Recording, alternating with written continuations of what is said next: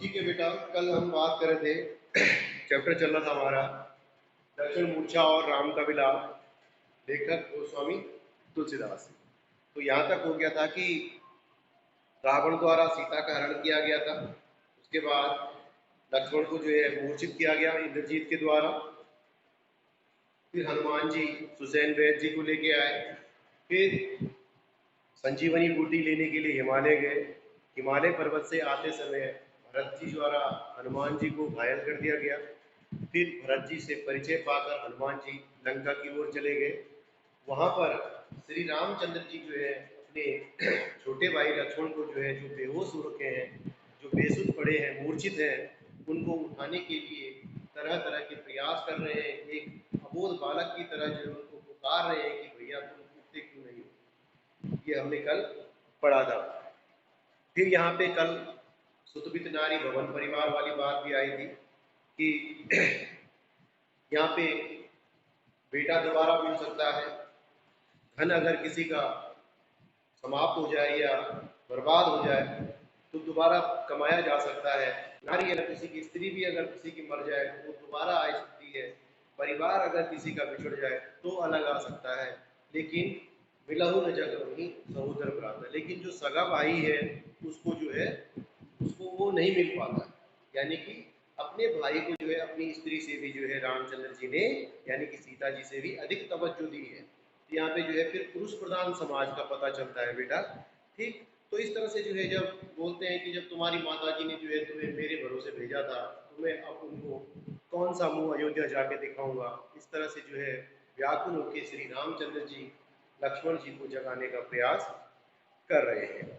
तो जब लक्ष्मण जी की मूर्छा नहीं टूट रही है, आधी रात बीत चुकी है, रामचंद्र जी की अधीरता और ज्यादा बढ़ रही है, क्योंकि वैद्य जी ने ये कहा था कि अगर संजीवनी बूटी सूर्य उदय होने से पहले आ गई तो लक्ष्मण जी के प्राण बच सकते हैं, नहीं तो बहुत मुश्किल हो जाएगी। तो इसी कारण हनुमान जी जो है रात में ही जो है चले जाते हैं और उनकी आने की प्रतीक्षा में जो है सभी लोग बैठे हुए हैं।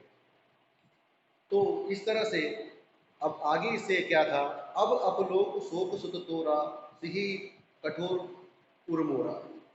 अब क्या कह रहा है कि हे मेरे भाई, छोटे भाई, तुम तो मेरे बेटे के समान, सुत माने बेटा होता है, तो रामचंद्र जी जो है अपने बेटे के समान उनको प्रेम करते थे। तो कहते थे कि हे भाई, अब तुम्हारे वियोग का जो दुख है ये मेरा कठोर हृदय इसको भी सहन करेगा। निज जननी के एक कुमारा तात तास तुम प्राण हर, कि तुम अपनी माँ के जो है इकलौते संतान हो। ठीक, और अब मुझे जो है तुम्हें खोने का अपयस और तुम्हें खोने का अपयस और तुम्हारा दुख दोनों एक साथ सहने पड़ेंगे। मेरा एक कठोर हृदय तुम्हें खोने का दुख और कैसे सहन करेगा, किस तरह से मैं तुम्हारे जो है खोने के दुख को सहन कर पाऊंगा। और तुम्हारी माता जी, तुम अपनी माता जी के इकलौते पुत्र हो, तुम्हारा जो है वो तुम्हारे बिना कैसे जीवित रह जाए, क्योंकि तुम तो उन्हें प्राणों से भी प्यारे हो, इसलिए जो है तुम उनके प्राणों के आधार हो। फिर सौंप ही मोहि तुम्हें ही कही पानी, सब विधि सुखद परम विधि जानी। उन्होंने मुझे जो है तुम्हारा हितकारी समझकर, उन्होंने जो है मुझे तुम्हारा हितकारी, तुम्हें हर प्रकार से सुख देने वाला समझकर ही जो है क्या कहा था कि जा इसको जो अपने साथ लेके चले जाओ। उन्होंने जो है मुझ पर विश्वास किया कि मेरे साथ रह के जो है तुम्हें कुछ नहीं हो सकता, इसलिए जो है उन्होंने मुझे जो है वो उन्होंने तुम्हें मेरे साथ भेजा था। ठीक, उत्तर देत कहो नहीं भाई, उठ किन मोहि सिखाओ भाई। ये भाई तुम उठो, मुझे सिखाते समझाते क्यों नहीं हो तुम, मैं जो है तुम्हारे वियोग में जो है बहुत दुखी हो रहा हूँ, इसलिए जो है तुम उठो और मुझे कम से कम थोड़ा धैर्य तो बताओ। ठीक, बहुविधि सोचन सोच विलोचन सगत सलिल सराजीव दल लोचन, उमा एक अखंड रघुराई नरगति भगत कृपाल दिखाई। अब जब रामचंद्र जी जो है एक साधारण मनुष्य की तरह जो है विलाप कर रहे हैं, प्रलाप कर रहे हैं, अपने भाई को तरह तरह के वचन बोलकर जो है उसकी दुखी दूर करने का प्रयास कर रहे हैं जैसे कि एक साधारण मनुष्य होता है, तो ये देखकर बहुविधि सोचत विमोचन लगत सलिल राजीव लोचन। राजीव लोचन मीन्स राजीव नयन भी बोलते हैं श्री रामचंद्र जी को, कमल के समान जिनके कमल नयन राजीव नयन इनके जो है नाम है। तो उमा अखंड प्रभुराई, उमा उमा बोलते हैं पार्वती को। अब जब जो है रामचंद्र जी अपने भाई लक्ष्मण के को देख करके विलाप कर रहे हैं, तो ऊपर जब कहीं से जो है कैलाश पर्वत से या आसमान से गुजरते हुए शिव जी और पार्वती जो है ये देखकर मुस्कुरा रहे हैं कि देखो किस तरह से इस जगत के स्वामी श्री रामचंद्र जी एक साधारण मनुष्य की भांति जो है अपनी मानव लीला यानी कि नर लीला यानी कि मनुष्य के रूप में अपने आप को किस तरह से जो है दिखा रहे हैं, एक लीला ही कर रहे हैं। श्री रामचंद्र जी विष्णु का अवतार थे, क्योंकि वो चाहते तो सब कुछ 1 मिनट में सही कर लेते, लेकिन नहीं, इस समय उन्होंने जो है एक मनुष्य होने के नाते उसकी मर्यादा में रहकर ही उनको काम करना, एक मनुष्य की जितनी क्षमता होती है उसी का उन्हें प्रदर्शन करना, दैवीय शक्तियों का प्रयोग उन्होंने नहीं करना। तो इसलिए जो है शिव जी और पार्वती जी जो है उन्हें देख करके कहते हैं कि देखिए किस तरह से जो है ये जगत के स्वामी श्री रामचंद्र जी अपनी मानव लीला का परिचय दे रहे हैं। तो इस तरह से प्रश्न आएगा कि लक्ष्मण की मूर्छित हो जाने पर राम की अनुभूति क्या होगी, अनुभूति का वर्णन करें। तो कह रहे हैं कि रामचंद्र जी जब लक्ष्मण जी बेहोश हो जाते हैं तो रामचंद्र जी उनको जो है कहते हैं कि भाई मैं किस तरह से अयोध्या जाऊंगा, मैं अयोध्या जाके अयोध्या के लोगों को क्या मुंह दिखाऊंगा, लोग मुझे क्या कहेंगे कि इसने जो है अपनी पत्नी को पाने के लिए अपने भाई को जो है उसका जो है बलिदान कर दिया, इस तरह से लोग मुझे धिक्कारेंगे, ये उनकी मनोवृत्ति थी। फिर विलाप करते करते जो है रामचंद्र जी क्या हो जाते हैं, बहुत ज्यादा व्याकुल हो जाते हैं, उनकी दशा जो है बहुत ही एक साधारण मानव की तरह जो है सोचने लगते हैं। ठीक उनके आंखों से क्या होता है, आंसू आते हैं। जैसा कि आप सोच सकते हैं कि एक रोते हुए आदमी को किस तरह से चित्रित किया जा सकता है। ठीक है, अब है यहाँ पे सोटा, ये तो हो गया। प्रभु प्रलाप सुनिकान विकल भय बानर निकर आय गयो हनुमान जिमि करहु मुँह वीर रस। अब क्या होता है कि श्री रामचंद्र जी को जो है दुखी देख करके जब श्री रामचंद्र जी अपने भाई को जगाने का विलाप कर रहे हैं, उनके सामने उठाने का प्रयास कर रहे हैं, तो जब ये सब उनकी वानर सेना देखती है तो वो वानर सेना भी क्या हो जाती है, व्याकुल हो जाती है, दुखी हो जाती है। लेकिन आ गए हनुमान जी भी करना, तभी अचानक हनुमान जी आ जाते हैं और सबके अंदर क्या होता है, उत्साह भर जाता है।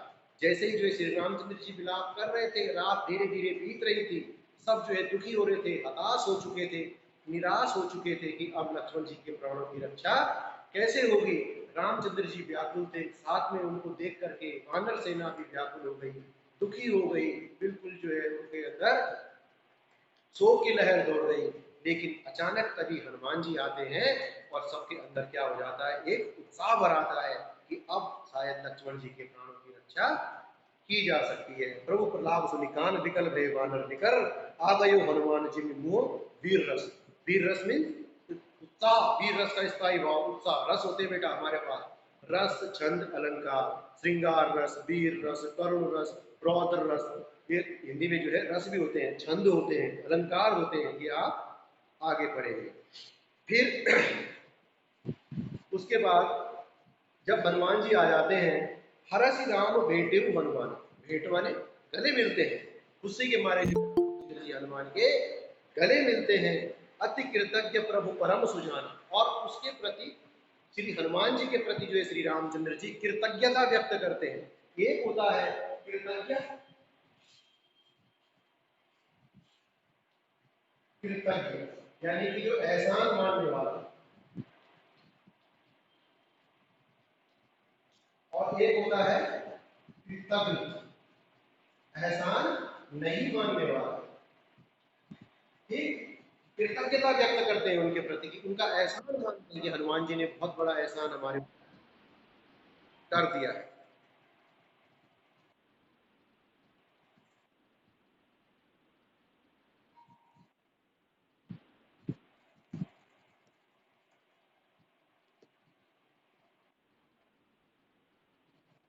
तो रामचंद्र जी हनुमान जी की कृतज्ञता व्यक्त करते हैं। तुरंत वैर तब कीन उपाय, फिर उसके बाद जो सुसैन वैद है वो उपाय करते हैं और लक्ष्मण जी जो है उठकर बैठ जाते हैं। फिर हृदय प्रभु भेटे भ्राता, फिर रामचंद्र जी जो है अपने भाई लक्ष्मण जी को गले लगाते हैं। फिर हर से सकल भालू कभी बराता, सारे जो है रीछ बानरों की जो सेना होती है वो सब में जो है क्या होता है, खुशी दौड़ जाती है। फिर कपि पुनि वैद कहाँ पहुंचाया, जही विदिता वही कहीं लाया। फिर रामचंद्र जी हनुमान जी से कहते हैं कि हे हनुमान, आप सुसैन वैद्य जी को जो है ठीक उसी प्रकार आदर सहित उनके घर पहुंचा दीजिए जिस तरह से आप उनको लेकर आए थे। ठीक जब लक्ष्मण जी जीवित हो जाते हैं, हनुमान जी सुसैन वैद्य को छोड़ के आ जाते हैं, तो जब ये समाचार यह वृतांत दसारे ने सुने अति विषाद पुनि, कि जब जो है ये घटना जो है रावण को सुनाई सुनाई देती है, जब रावण को ये खबर मिलती है कि लक्ष्मण के प्राणों की रक्षा हो चुकी है, तो वो जो है गुस्से में अपना सर पीट देता है। व्याकुल कुंभकर्ण नहीं आवा, विधि जगत कई जगावा। फिर क्या करता है, अपने भाई कुंभकर्ण को जगाने के लिए चला जाता है। तो आज के लिए इतना ही है।